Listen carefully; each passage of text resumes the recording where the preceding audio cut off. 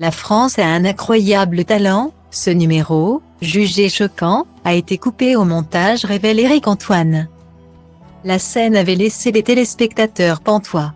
Le 8 novembre dernier, dans l'émission La France a un incroyable talent, une femme au don assez original s'était présentée face au jury composé d'Éric Antoine, Hélène Ségara, Marianne James et Sugar Sammy.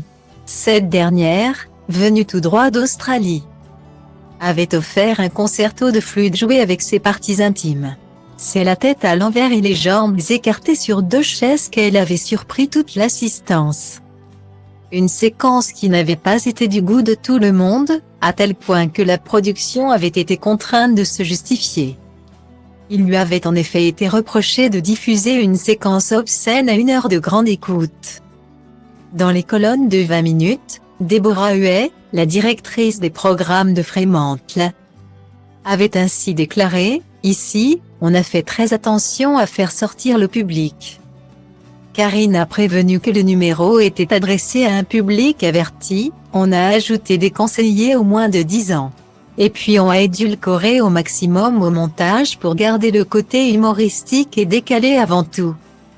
Il n'en demeure pas moins que l'expérience n'a pas été tentée à nouveau. » Comme l'a révélé Éric Antoine au lendemain de la grande finale de La France a un incroyable talent.